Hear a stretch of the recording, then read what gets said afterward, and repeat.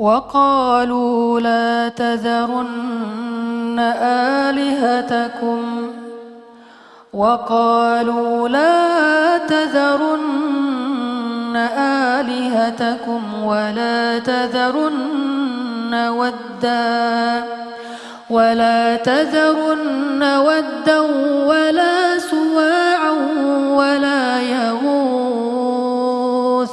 ولا يغوث ويعوق ونسرا. Meninggallah 5 orang solih yang dimuliakan oleh kaumnya ini. Siapa 5 orang ini? Mereka bernama Waddan, mereka bernama Suwa, mereka bernama Yaghus, mereka bernama Ya'uq, dan mereka bernama Nasro. Ada 5 orang soleh yang hidup di muka bumi pada masanya. Sebelum Nabi Idris. Waddan, Suwa'an, Yaghutha, Ya'uqa, wa Nasro. 5 hamba Allah yang taat beribadah. Ketika kaumnya punya masalah, mereka datang kepada 5 orang ahli ibadah ini. Mereka meminta nasihat kepada 5 orang ahli ibadah ini. Tapi setelah ke-5 orang ahli ibadah ini meninggal dunia, iblis bersama pasukannya datang wujud sebagai wujud seorang manusia yang sudah tua. Mereka membisikkan kepada penduduk negeri tersebut. Mereka mengatakan, La tadharunna alihatakum. Kenapa kalian tidak menyembah Tuhan-Tuhan kalian? Manusia bertanya, Man alihatuna? Siapa Tuhan-Tuhan kami? Mereka lupa kepada Allah dalam waktu yang lama. Mereka terlalu larut dengan dunia, larut dengan usahanya, larut dengan pekerjaannya, larut dengan bersenang-senangnya, sampai mereka lupa cara beribadah kepada Allah.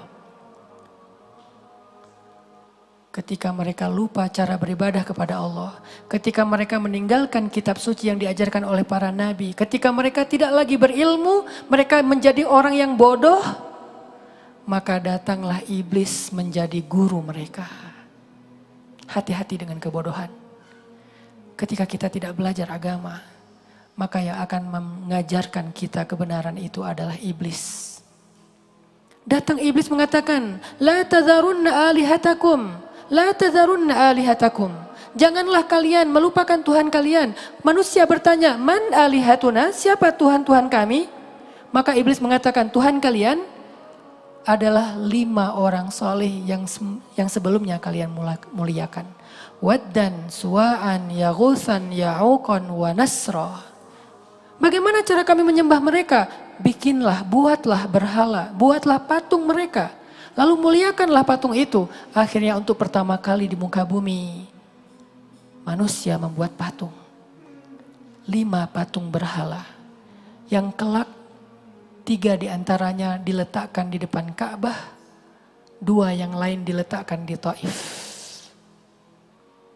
Lalu di depan Ka'bah ada 3 patung besar yang dikelilingi oleh patung-patung kecil yang lainnya. Setiap orang yang baru datang membuat patung baru. Tetapi asalnya patung berhala 5. Waddan, Suwa'an, Yaghutha, Ya'uqa, wa Nasra. Mulailah manusia menyembah patung. Mereka berdiri di depan patung itu, memberikan sesajian kepada patung itu, menyembelih hewan bukan dengan nama Allah, tetapi dengan nama Waddan. Bismi Waddin, Bismi Suwa, Bismi Ya'uq, Yaghus, Nasra, bukan Bismillah. Disembelih bukan lagi dengan nama Allah. Terjadilah kemusyrikan pertama di muka bumi. Maka Allah kasihan kepada manusia, karena syirik menjadikan manusia kekal di api neraka. Makanya ketika manusia pertama kali menyembah 5 patung berhala itu, iblis untuk kali pertama merasa paling bahagia lebih daripada sebelumnya. Iblis berteriak, suara teriakannya terdengar di langit. Begitu juga dengan jin, semua mereka bersorak gembira. Mereka merasa sangat gembira, merasa sangat bahagia, merasa sangat senang. Merasa mendapatkan kemenangan yang besar. Apa kemenangan itu? Iblis mengatakan, Ya Allah, aku telah membawa anak cucu Adam untuk kekal di dalam api neraka selama-lamanya, yaitu syirik. Menemani iblis kekal di neraka. Tahu apa jalan masuknya kemusyrikan kepada manusia? Kebodohan.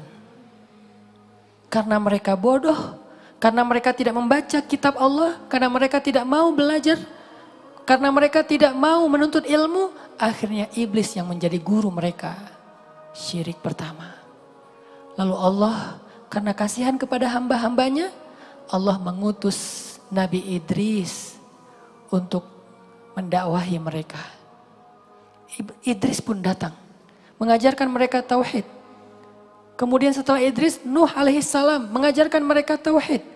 Setelah Nuh mengajarkan mereka tauhid, maka sejak saat itu manusia terbagi-bagi kepada banyak golongan. Ada pengikut iblis, ada pengikut para nabi. Ada satu lagi dosa terakhir yang paling disukai oleh iblis. Setelah dosa membunuh, setelah dosa permusuhan, setelah dosa zina, setelah dosa syirik, ada satu lagi dosa yang paling disukai oleh iblis. Tahukah kita dosa apa?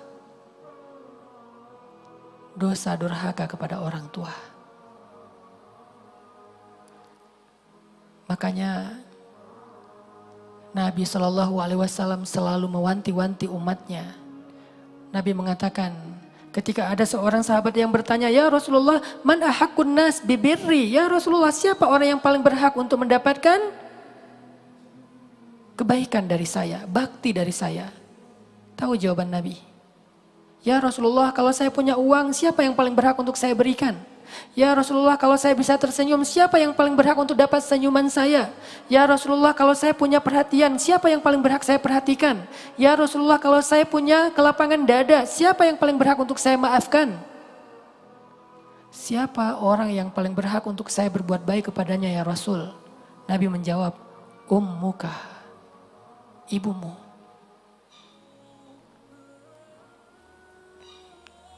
Lalu sahabat ini bertanya lagi, summaman, kalau setelah ibu siapa lagi ya Rasul? Dia berharap ada orang lain selain ibu. Nabi menjawab, ummuka, ibumu. Lalu sahabat ini bertanya lagi, summaman, siapa lagi ya Rasul setelah ibu? Nabi menjawab lagi, ummuka, ibumu, summa abuk, setelah itu baru ayahmu. Tahu kenapa iblis suka sekali dengan kedurhakaan seorang anak kepada ibu? Karena hanya itu yang mencabut ridho Allah dari seseorang.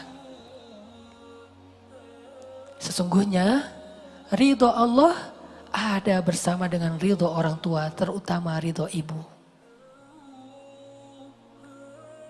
Tahu kenapa iblis suka sekali dengan dosa durhaka anak kepada ibunya? Karena dengan durhakanya seorang anak kepada ibunya, tidak ada nilai ibadah anak itu di mata Allah. Salatnya tidak bernilai di mata Allah. Tilawahnya tidak bernilai di mata Allah. Sedekahnya tidak bernilai di mata Allah. Puasanya tidak bernilai di mata Allah. Haji umrohnya tidak bernilai di mata Allah. Dia bisa menjadi seorang ahli ibadah tahajud. Tapi kalau dia menyakiti perasaan ibunya, tahajudnya tidak bernilai di mata Allah. Dia bisa saja menjadi seorang ahli Al-Quran, hafiz, qari. Tapi kalau dia menyakiti perasaan ibunya, ayat-ayat yang dia hafal itu tidak bernilai di mata Allah. Karena Allah tidak akan ridho menerima amal ibadah seorang hamba yang ibunya tidak ridho kepada dia. Yang ayahnya tidak ridho kepada dia. Yang suaminya tidak ridho kepada dia. Yang gurunya tidak ridho kepada dia. Tetapi yang paling tinggi, yang ibunya tidak ridho kepada dia.